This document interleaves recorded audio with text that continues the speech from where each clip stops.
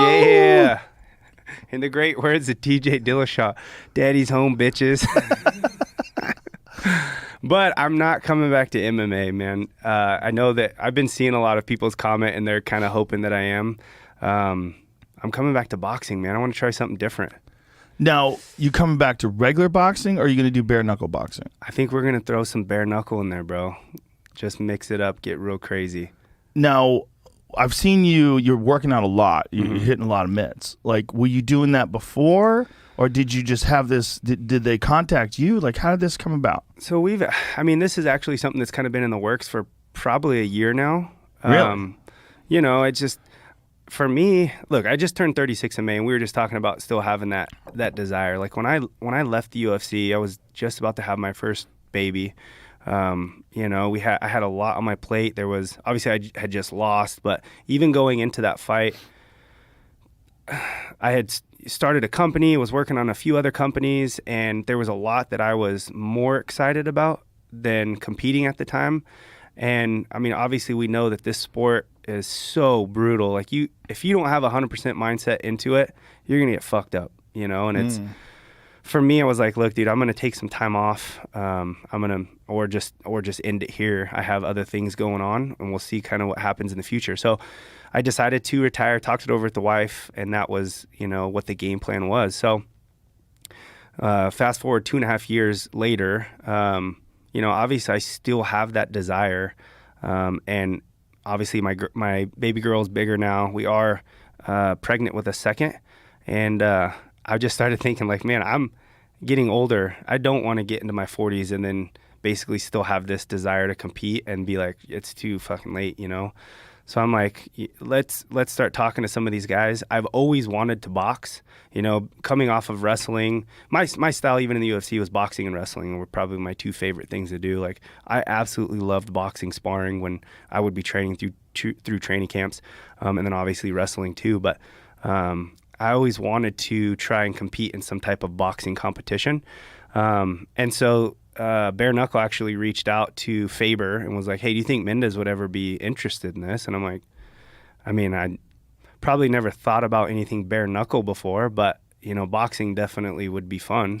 Let me ask you this about bare knuckle. Why do they have those like really thick wraps that go all around the hand but just expose the knuckle? Mm-hmm. And it's not mandatory on anybody. Like, I see some guys where they just tape their hand. Right. But I think a lot of people do that for wrist support. Right. Like, obviously you punch like a bag with no support in your wrist, and a lot of the times it folds. But didn't Joe Riggs get his eye cut because of one of the, when he fought Lombard?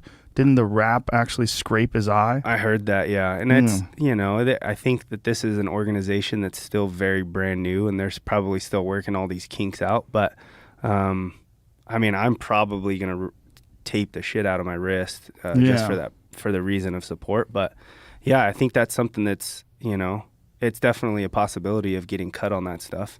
Do you know when you're fighting? October 22nd. Oh, Jesus. Yeah. It's coming up. October 22nd. Do you have an opponent? No opponent yet, but it's really? Chandler, Arizona is what they're saying. What weight? 155s. Okay, so you're not going to have to cut. No, that's what I told them. I said, look, dude, we had just talked about, I don't want to cut much anymore. Obviously I'm getting older. It's harder. It's going to be hard as hell to make 45s, but if I can go 55s, I would greatly appreciate that. And they're like, no, that's actually better. You're going to have more opponents to choose from. So I think that's what we're going to do. How many rounds? They're 5 2-minute rounds, which I think why are they doing 2-minute rounds? I don't know why they're maybe just, I'm not sure exactly what their thought process on that, but I love that. I'm an explosive athlete, obviously.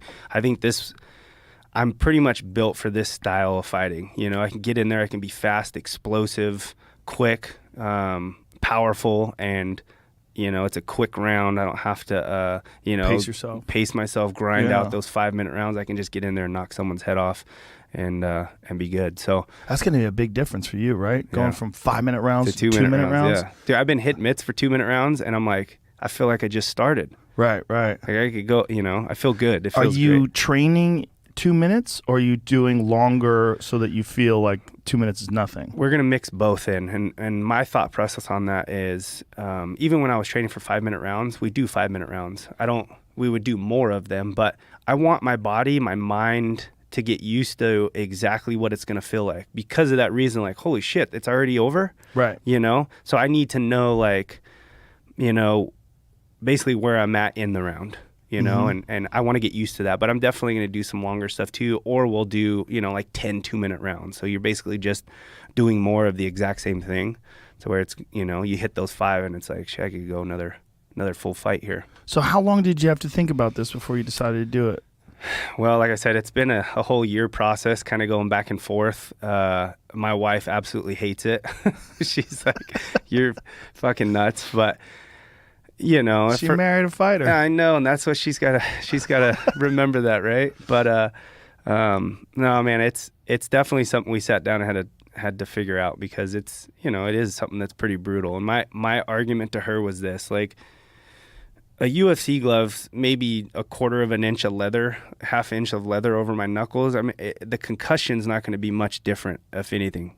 I think we're obviously dealing with a sharper object hitting you, so cuts are probably going to be a lot more prevalent. But as far as the concussion of, you know, getting hit, you know, I don't think it's going to be much different. I also don't have to worry about a baseball bat head kick going whipping through and cracking me in the dome either, or someone a kicking big your knee. knees out. Yeah. So, you know, there's a lot of other things in the MMA game that I think are a lot more dangerous. But, you know, for me, it's just, it had to make sense. Obviously, the numbers they were throwing out in the beginning didn't make sense for me. I have, you know, other businesses that are doing really well right now that are something that I can do for the rest of my life and not have to ever fight.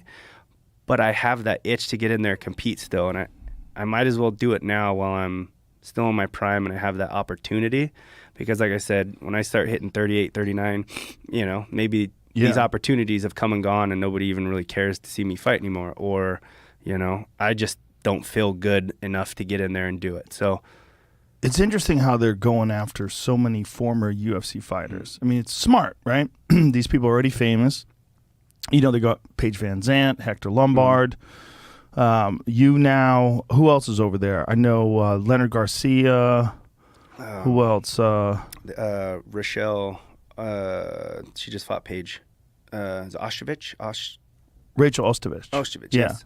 Yeah. Did you already say her? Sorry. No, I didn't say her. I'm just trying to... So they're doing a smart thing where they're getting popular fighters or who are, you know, known for UFC fights mostly, and then just introducing the bare-knuckle world to them. Yeah. And I know it's growing, right? I mean, it's people are paying attention now. They're watching a lot of fights. Yeah, I know Forbes just did a write-up saying it's the fastest-growing combat sport in the world right now, you know, and... Well, I always thought that, like, it was weird that you could elbow somebody in the face, you could head kick somebody with a bare shin, you can knee them in the nose with no pads, but your hands are covered with a pad.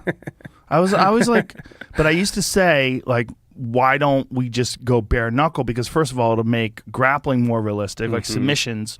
You could sink in chokes and stuff much 100%. Easier. But then I saw Chris Lieben versus who was it? Dakota. What's his name? Anyway, Chris Lieben's face got destroyed. It was crazy, the cuts. And I was like, oh, maybe bare knuckle's pretty fucked. It is, and I think that's, you know, you're going to have a lot of blood, which probably makes it pretty entertaining for a lot of people. But, yeah, cuts are definitely going to be there. I mean...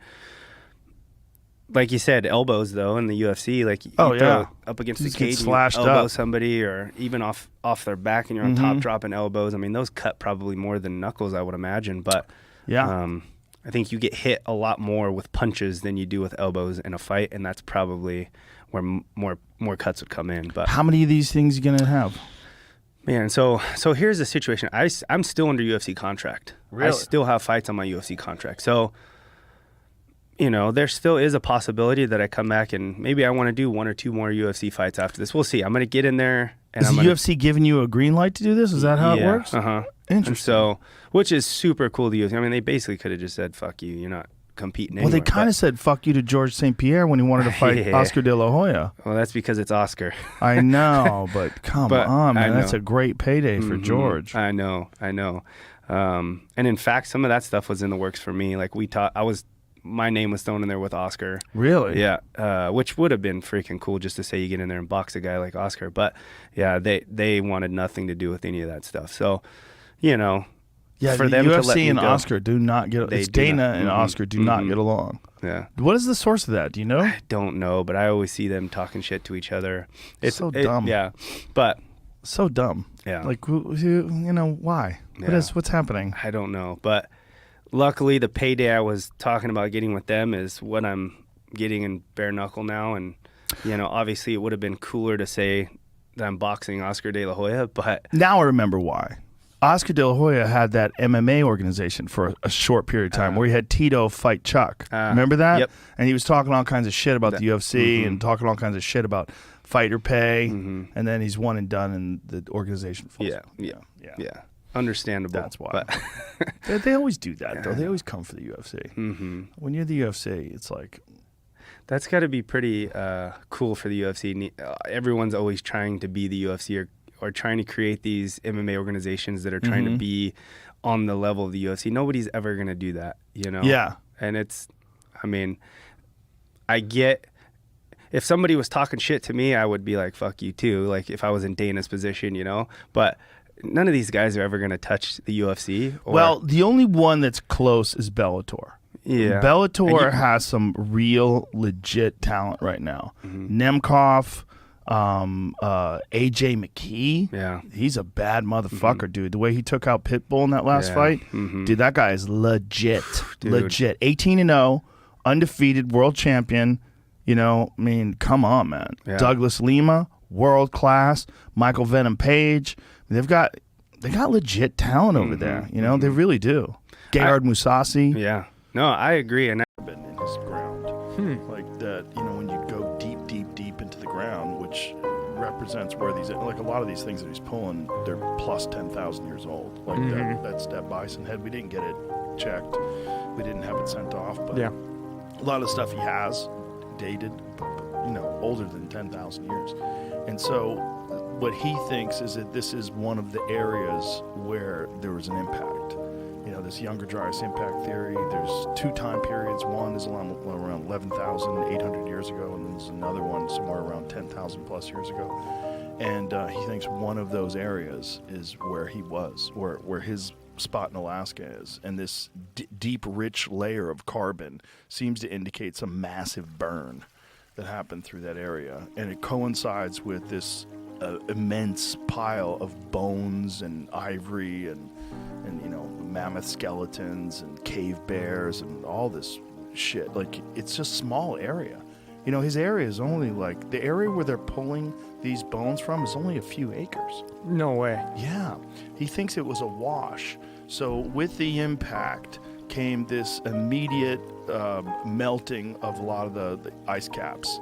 You know, and this is what they think happened that ended the Ice Age in North America. You know, 10,000 plus years ago, you're looking at more than a mile high ice in a giant chunk of North America. And then almost instantaneously that stuff gets melted.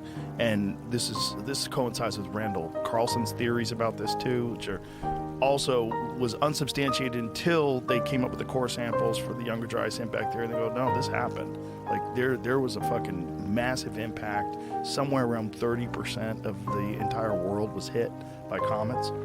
And this area where John has, look at this, 2.1 to 2.3 acres. So if you look at the amount of stuff that he has, I mean, 2.3 acres is like a nice yard, right? It's like a person's really, oh, you got a nice piece of land here, nice yard. Yeah. That's where he's pulling thousands of dead animals. Yeah. And if you look at his boneyard, if you look at some of the warehouses that he has, this is his Instagram page.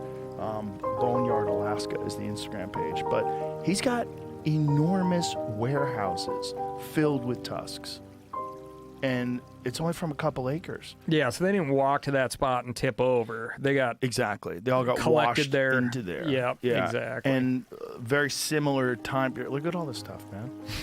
Fucking crazy. And look back at the other picture when you before. Look at that truck filled with heads. I mean, this is nuts, man. Oh. And this is like a day's haul. Oh. This is crazy, man. It's really crazy. Oh.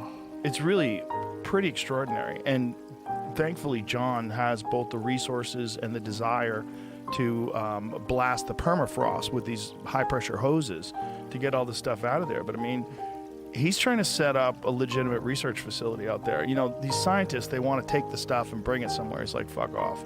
If you want to do it, you're going to do it right here. This is my land. We're not. He already had a problem with the Museum of Natural History. Is that what it was? Yeah, in New York, they dumped tons of his bones into the East River. So the property that he owned before he owned it, someone else owned it. That is his property. They took it and they were supposed to do research on it, but they had so many bones that they dumped a lot of it in the East River. And the museum denied it. And so he got divers to go look for it, and they found it exactly where they said.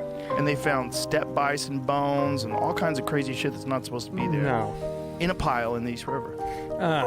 When we were looking at the zone of Tolerance. not the zone of tolerance, the range, sorry, of bison, of buffalo, I was thinking of your skull that you have out there, but I found a gorgeous one in this wash in Alberta, and it would be like their summer range, so north of the Montana border, not all that far, up near the Saskatchewan River breaks, and you get up on these bluffs that overlook the river, and you're like, oh, you just feel like somebody would have been sitting there watching stuff. And then if you look around, there's thousands over a lot of miles, but thousands of teepee rings. So all the tribes would go up there to hunt bison and camp out, a little bit of cooler weather. And that's where I found this bison skull. Did you find any arrowheads up there? There's a ton of them, but you can't take anything up there. Yeah. And I called Alberta Fish and Game on this thing because I was so stoked about it. And they were like, oh, we just consider that cattle up here. Like, you can take it. Like, okay. Wow. Yeah. How old is the skull, do you know? Well, it was such a pretty skull. People were like, oh, it's got to be Bison antiquus. But it's nowhere near. That's amazing. Is that a freshie? Did somebody make that or no? No way. No, that's Comanche head from here. That's crazy. Yeah. I showed it to Remy, and he said it's really big, so they probably use it for fish. Wow. Yeah. That's amazing. It's interesting that the bigger ones like that is like kind of a normal arrowhead for elk or deer. Like if in you know today's standards, you know, if you look at that, that looks like an iron will. That's basically an iron will wide, right? Yeah. And they didn't use them that big. They had smaller ones because they didn't have much They much wanted power. penetration. They wanted real penetration. Yeah. Pretty cool. Oh, so cool. So cool. There's a friend of mine has a ranch out here, and they've got thousands of them. You know, like the Comanche must have used that area, and he has literally thousands and thousands of arrowheads. He's got boxes of them all of them are dated and certified, like they know like what time period they came from. And yeah, so like, why was that chunk of ground in use for that long, right? Yeah. If he's got that many, it's not because one group of people camped there for a couple of days. Those thousands of years, probably. And well, it's because it's really rich. You know, it's like it's right off the Colorado River, so a lot of resources, a lot of foliage, a lot of animals there to this day. Yeah. That's one of the things that you can tell people. It's like, do you want to know why public lands matter?